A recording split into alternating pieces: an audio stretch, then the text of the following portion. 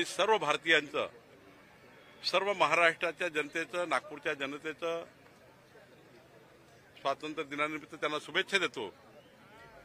आणि मला विश्वास आहे की मोदींच्या नेतृत्वातला विकसित भारत, आमचे मुख्यमंत्री देवेंद्र फडणवीसजी यांच्या नेतृत्वातला विकसित महाराष्ट्र पुढे नेण्याकरता आजच्या दिवशी सर्व जात, धर्म, पंथ, समाज एकत्र होऊन या महाराष्ट्राला विकसित करूया, देवेंद्र फडणवीसजींचा संकल्प पूर्ण करूया, असा या ठिकाणी मी सर्वांकडून अपेक्षा करतो आणि सर्वांना स्वातंत्र्य दिनाच्या शुभेच्छा देतो। ऑपरेशन सिंदूरमध्ये ज्या पद्धतीनं तुम्ही उल्लेख केला होता आणि ऑपरेशन सिंदूरमध्ये नागपूर जिल्ह्याचं मोठं योगदान राहिलेलं आहे। ब्रह्मोस असेल आणि इतर ज्या गोष्टी आहेत त्याचंही मोठं योगदान राहिलं आहे। डसॉल्टचा राहिला आहे, 50% पार्ट्स आपल्याकडे तयार झाले आहे रफायलचे। नागपूर जिल्ह्याचं जे योगदान आहे त्या संदर्भात आणि आगामी काळामध्ये हे सगळं वाढणार आहे, नागपूरचं महत्त्व संरक्षण क्षेत्रामध्ये। आज माननीय प्रधानमंत्री महोदयांनी लाल किल्ल्यावरनं भाषण देताना विकसित भारत हा कसा पुढे जातो आहे, 2047-48, 2025 मध्ये भारताने सुरक्षित भारत जगाला दाखवला आहे।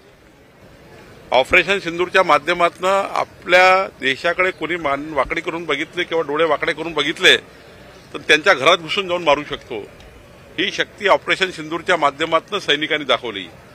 ऑपरेशन महादेवच्या माध्यमातून दहशतवाद्यांना ठेचून काढण्याचा ऑपरेशन या ठिकाणी झालं। खरं तर हेच आज माननीय प्रधानमंत्री मोदी यांनी देशाला सांगितलं की आपला भारत आता जगाच्या विकसित भारताकडे निघाला आहे, जगातला सर्वोत्तम भारत होतो आहे आणि आमच्या सर्व भारतीयांची या विकसित भारताकडे वाटचाल सुरू झालेली आहे। सर्व क्षेत्रामध्ये भारत पुढे जातो आहे। नागपूरचं तर उपराजधानीचं मोठं योगदान ऑपरेशन सिंदूरमध्ये आहे, त्याचा उल्लेख मी केला आहे। त्यामुळे मला असं वाटतं उपराजधानी नागपूर हे आमचं जे देशाच्या हार्टवर, हृदयाच्या स्थानावर बसलेलं शहर आहे, हे देशाच्या प्रत्येक विकासामध्ये उभं राहील आणि विकसित भारताला मदत करेल, संकल्पाला मदत करेल असं मला वाटतं। नागपूर भयमुक्त व्हावं, गुन्हेगारी कमी व्हावी म्हणून सीसीटीव्हीचं जाळं आणखी मजबूत करण्याचा संकल्प तुम्ही आज केला, काय योजना आहे भविष्याच्या काळात? माननीय मुख्यमंत्री देवेंद्र फडणवीसजींनी सूचना दिल्या होत्या की नागपूरमध्ये सायबर सिस्टीम जी आहे, आमचं सायबर सेल आहे, यामध्ये इतकं मजबूतीकरण करा तर सोशल मीडियाच्या माध्यमातून समाजामध्ये वितृष्ट निर्माण करणारे, असे गुन्हे घडवणारे, जे गुन्हे दृश्य दिसत नाही पण अदृश्यपणे चालू आहे, ते गुन्हे आमच्या पोलीस आयुक्तालयाने सायबरच्या माध्यमातून प्रत्येक गुन्हेगार शोधून काढला पाहिजे आणि सायबरच्या माध्यमातून गुन्हे करणारा मग तो आर्थिक असो, सामाजिक असो, कुठलाही गुन्हा असो तो पकडला जावा, याकरता एक चांगली पद्धती या ठिकाणी तयार करण्यात आली। त्या पद्धतीला मजबूत करण्याकरता सायबर सेलने ज्या पद्धतीने माननीय मुख्यमंत्र्यांनी त्याचं उद्घाटन केलं, सायबर सेलला मजबूत करण्याकरता काम करतो आहे आणि आम्ही हा विचार करतो आहे नागपूर जिल्ह्याचे सर्व शहर, नगरपालिका आणि महानगरपालिका ही प्रत्येक गल्लोने गल्ली, घरनगर सीसीटीव्ही सर्व्हिलन्समध्ये आणून मार्वल नावाच्या टेक्नॉलॉजीच्या माध्यमातून आम्ही सर्वांना सिक्युरिटी देण्याचा विचार करतो आहे। म्हणजे या शहरामध्ये कुठल्याही गल्लीतनं, कुठल्याही बुडीतनं कुठलाही गुन्हेगार हा या शहराला धोका पोहोचू शकणार नाही, याचा जाळं तयार करण्याचा आम्ही विचार केला आहे। गेल्या वर्षभरामध्ये महसूल विभागानं चांगले निर्णय घेतले, पुढचं काय टार्गेट आहे, काय रोडमॅप असणार आहे जेणेकरून लोकाभिमुख होईल महसूल विभाग, लोकांपर्यंत जाईल, ज्या आतापर्यंत तक्रारी होत्या महसूल विभागाच्या त्या दूर होतील? माननीय मुख्यमंत्र्यांनी महसूल विभागाला एक उंची देण्याकरता आमची महसूल परिषद घेतली, 4-5 एप्रिलला पुण्यात घेतली, आता 2-3 ऑगस्टला नागपुरात घेतली आणि जे टार्गेट दिलं आहे की जनतेच्या मालमत्तेचं रक्षण करणे ही जबाबदारी महसूल खात्याची आहे आणि त्यामुळे आम्ही याचे 36 निर्णय आतापर्यंत महसूल खात्याने घेतले आणि सर्वात महत्त्वाचं जे आता आम्ही करतो आहे, 17 सप्टेंबरला माननीय प्रधानमंत्री नरेंद्र मोदीजी यांचा जन्मदिवस आहे, त्या दिवसापासून राष्ट्रपिता महात्मा गांधी यांची जयंती 2 ऑक्टोबर ही आहे। एक राष्ट्रनेता मोदींच्या जन्मदिवसापासून राष्ट्रपिता महात्मा गांधीच्या जयंतीपर्यंत एक महसुली अभियान ज्या अभियानामध्ये आम्ही हे संपूर्ण समाजातल्या ज्या शेतकऱ्याचे प्रश्न आहे, शेतकऱ्याच्या शेतात जाणारे रस्ते पक्के केले पाहिजे, तुकडेबंदी कायद्यांचा अंमल झाला पाहिजे, अत्यंत महत्वाचे विषय आहे जे अजूनही या ठिकाणी लोकांना स्वामित्व दिलं गेलं नाही, ते स्वामित्व दिलं पाहिजे.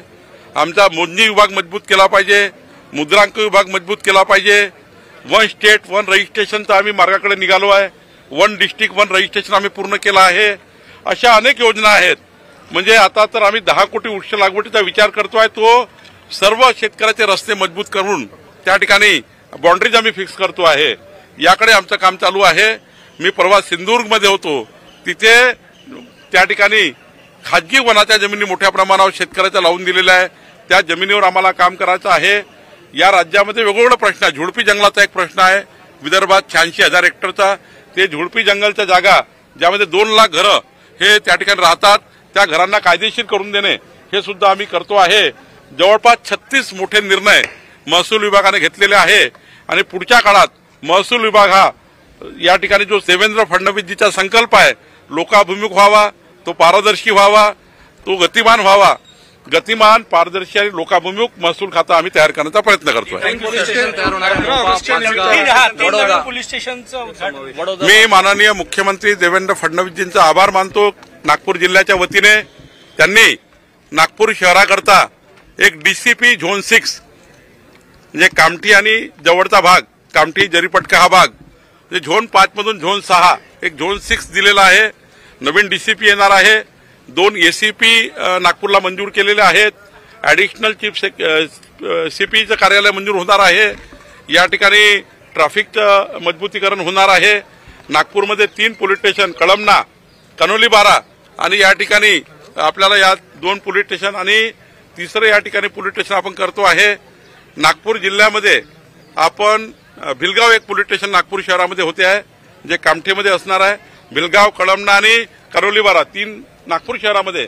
आणि काल तर माननीय मुख्यमंत्र्यांनी 15 ऑगस्टच्या पूर्वेसंध्येला म्हणजे 14 ऑगस्टला एक GR काढला ज्यामध्ये नागपूर जिल्ह्यामधले वडोदा म्हणजे कामठीमध्ये वडोदा, कुईमध्ये पाचगाव आणि कळमेश्वरमध्ये मोहोपा या 3 पोलीस स्टेशनलाही मंजुरी दिलेली आहे. आणि नागपूरमध्ये आज सावनेरमध्ये पोलीस विभाग मार्वल यंत्रणेच्या माध्यमातून आज सावनेर शहराला पहिला प्रकल्प म्हणजे नागपूर ग्रामीणमध्ये आज पहिला प्रकल्प पोलीस विभागाने सुरू केलेला आहे. मार्वल AI तंत्रज्ञानाच्या माध्यमातून संपूर्ण शहराचे संपूर्ण घरं हे सीसीटीव्ही सर्व्हिलन्स खाली आणणे याचा पहिला प्रकल्प आज सावनेरमध्ये सुरू होतोय. जितेंद्र आव्हाड यांनी 15 ऑगस्टला मास्क